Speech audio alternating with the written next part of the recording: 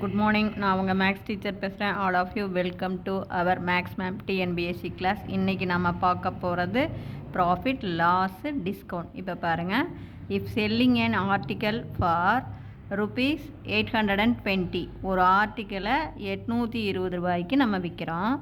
Causes 10% loss on the selling price. கண்ணு இதில் நல்லா ஞாபகம் வச்சுக்கோ. அதாவது 10% loss on the selling price அப்படின்னா இந்த செல்லிங் ப்ரைஸுக்கு 10% லாஸு. கண்ணா அவன் வந்து கொடுத்துருக்கிறது எது மேலே 10% லாஸ் அப்படிங்கிறது கவனமாக பார்த்துக்கணும். நீ உடனே காஸ்ட் ப்ரைஸ் அப்படிங்கிறதுக்கு பார்க்கக்கூடாது. புரியுதா? பார், ஆன் த செல்லிங் ப்ரைஸ் அப்படின்னா என்ன? அந்த விற்கிற விலையில் 10% லாஸு. விற்கிற மேலே அப்படின்னு தான் அர்த்தம். அப்போ therefore find the cost price. அப்போ 10, அதாவது விற்கிற விலைக்கு 10% அப்படின்னு மீனிங். விற்கிற விலைக்கு 10% லாஸு. அப்போ 100க்கு 10ன்னா 820க்கு. புரியுதா? விற்கிற விலை 820க்கு 10%. அப்போ 82 ரூபா லாஸு. அப்போ 82 ரூபா லாஸ் அப்படின்னா காஸ்ட் ப்ரைஸ் என்னவாக இருக்கும்? 820 + 82 902 ரூபா தான் காஸ்ட். லாஸ் இல்லையா? அப்போ லாஸ் அப்படிங்கும்போது வாங்கின விலை என்னவாக இருக்கும்? அதிகமாக இருக்கும். விற்கிற விலை கம்மி. அப்போ விற்கிற விலை 82 ரூபா கம்மியாக விற்றுருக்குறான். 820 ரூபாய்க்கு விற்கும்போது 82 ரூபா கம்மியாக வந்து வச்சுருக்கான். அப்போ எவனுக்கு வாங்கியிருப்பான்? 820ம் 82 கூடனா 902 ரூபாய்க்கு வாங்கியிருப்பான். 82 ரூபா கம்மி பண்ணிக்கிட்டு 820 ரூபாய்க்கு விற்றுருப்பான். 82 ரூபா லாஸில். இப்போ புரிஞ்சுதா? சரி, அடுத்த கணக்கு பார்க்கண்ணே. அடுத்த கணக்கு, if the profit earned on selling an article, ஒரு ஆர்டிக்கலை விற்கும்போது அவனுக்கு ஒரு ப்ராஃபிட் கிடைக்கிது. அதாவது எவ்வளவுக்கு விற்கும்போது? 810 ரூபாய்க்கு விற்கும்போது ப்ராஃபிட் கிடைக்கிறதும் is same as loss on selling it for 530. 530 ரூபாய்க்கு விற்கும்போது ஏற்படுற லாஸும் எப்படி இருக்குதா? சேமாக இருக்கும். ப்ராஃபிட்டும் லாஸும் same. Find the cost price. அதாவது நல்லா பார்த்துக்கோ, 810 ரூபாய்க்கு விற்கும்போது கிடைக்கிற ப்ராஃபிட்டும் லாபமும் 530 ரூபாய்க்கு விற்கும்போது கிடைக்கிற லாஸும் எப்படி இருக்குதா? சேமாக இருக்குது. அப்போ வந்து காஸ்ட் ப்ரைஸ் என்னவாக இருக்கும் அப்படின்னா ஒன்றுமே இல்லை. இதிலிருந்து இதை களி. அப்போ 810லேருந்து 530 கழித்து 2ஆல் வகு, உனக்கே கிடச்சிரும். அப்போ தேர்ஃபோர் என்ன? இதிலேருந்து இது கழிச்சா 280. அதை 2ஆல் வகுத்தினா 140 ரூபா. அப்போ 140 ரூபா அப்படிங்கும்போது என்ன? லாஸும் 140 ரூபா, ப்ராஃபிட்டு 140 ரூபா. அப்போ பாரு, இந்த 810லேருந்து 140 கழி 670, அல்லது 530ஓட 140 கூட்டு 670. இது என்ன? 530 ரூபா கம்மியாக விற்றுருக்கான் இல்லையா? அப்போ 140 ரூபா கம்மியாக விற்றுருக்கான். லாஸ் இதை பதும்போது லாஸ் இல்லையா? 540 ரூபா குறைச்சி விற்றுருக்கான். அப்போ எவ்வளவு? 140 ரூபா. 670 ரூபாயில், புரியுதா? நல்லா பார்த்துக்கோ. எவ்வளவு? 140 ரூபா குறைச்சி விற்றா தான் 530 ரூபா. அப்போ ஒன்று 810 ரூபாய்க்கு விற்கிறான் அப்படின்னா என்ன அர்த்தம்? 140 ரூபா அதிகமாக விற்றுருக்கான்னு அர்த்தம். ஆக்சுவலாக வாங்கினது 670 ரூபா.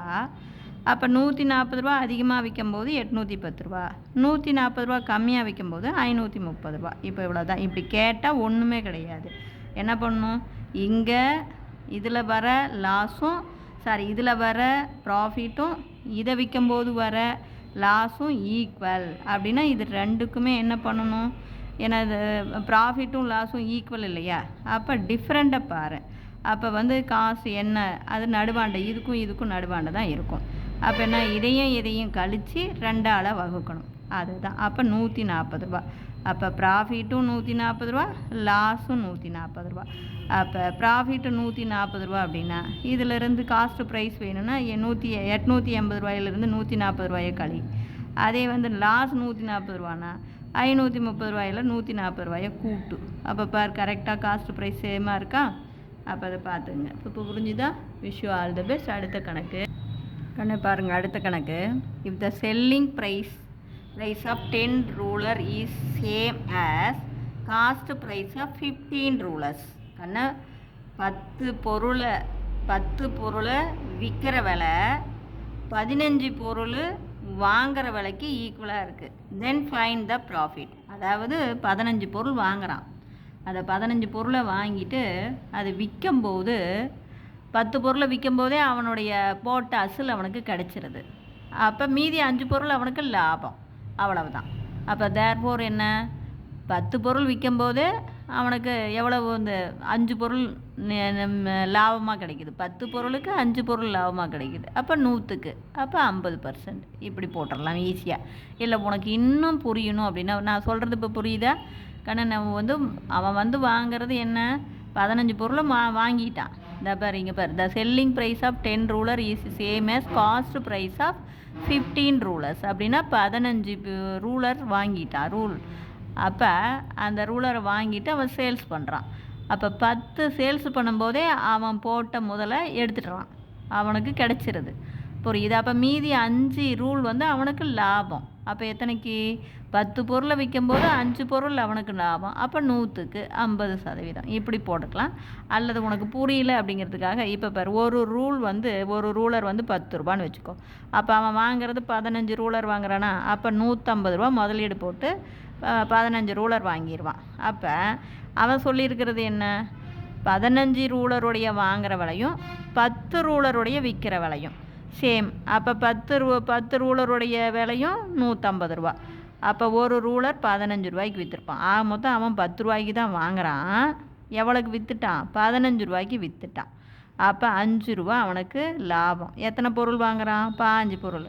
அப்போ 15 5 75 ரூபா லாபம். அப்போ 150 ரூபா முதல் போடும்போது அவனுக்கு 75 ரூபா லாபம்னா 100க்கு எவ்வளவு, 50%. இப்படியும் நம்ம சொல்லலாம். இப்போ புரிஞ்சுதான், கொஞ்சம் யோசனை பண்ணினா ஈஸியாக புரிஞ்சுக்கலாம். இது உனக்கு டக்குன்னு போட்டுக்கலாம். 10 பொருளுக்கு 5 பொருள் அவனுக்கு லாபம். 10 பொருள் விற்கும்போது 5 பொருள் அவனுக்கு லாபமாக இருக்குது. அப்போ 100க்கு என்ன, இவ்வளோ தான். இப்போ புரிஞ்சுதான். Wish you all the best. Thank you.